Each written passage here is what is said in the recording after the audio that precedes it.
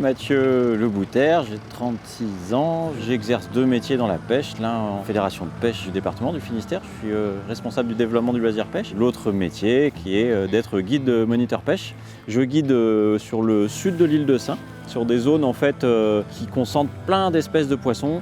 Et aujourd'hui, le secteur de l'île de Sein sur le Finistère, c'est vraiment l'un des meilleurs pour moi, enfin qui permet de faire beaucoup de pêche et de faire pêcher à des gens pas mal d'espèces de poissons. Donc c'est pour ça que j'ai voulu m'installer en tant que guide sur ce secteur-là.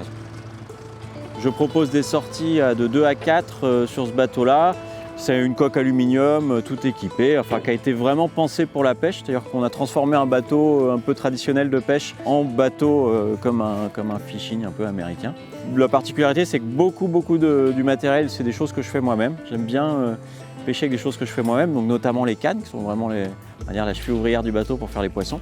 Et puis ça va jusqu'au leurre, que j'aime bien réaliser aussi. Voilà, c'est un petit plus, le bateau est vraiment super sympa, spacieux et sécurisant et bien pratique pour aller à la pêche, quoi.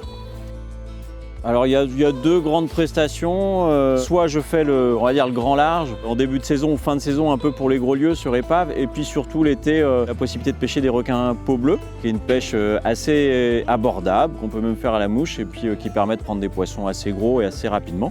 Au-delà de les prendre, on en profite pour les marquer pour une agence environnementale américaine, parce qu'il n'y a pas de suivi spécifique peau bleue en France, parce que ce n'est pas une espèce trop menacée ici, mais les Américains les suivent, donc on fait du marquage pour de la capture-recapture, pour avoir des données sur leur déplacement et leur croissance. Les autres poissons, on en garde. Moi, j'essaye de faire ça, on va dire, le mieux possible. Mon collègue qui a le bateau avec moi est passionné un petit peu par le Japon et par ses techniques par rapport à la pêche. Je pense qu'ils ont beaucoup d'avance sur nous. Et donc, il pratique une mise à mort qui s'appelle l'ikijime.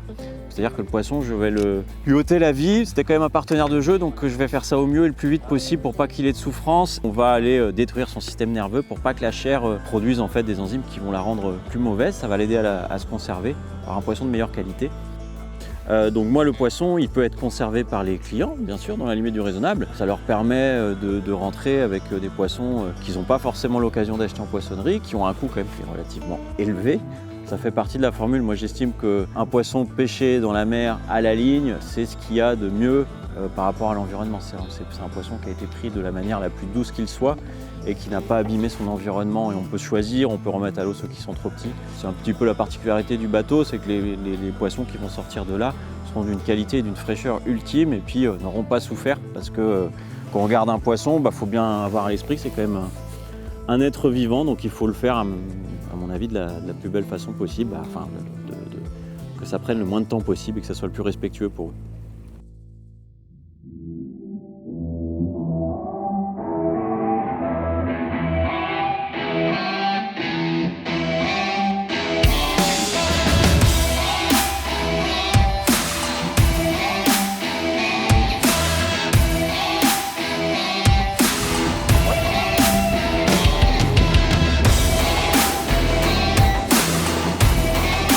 Yes.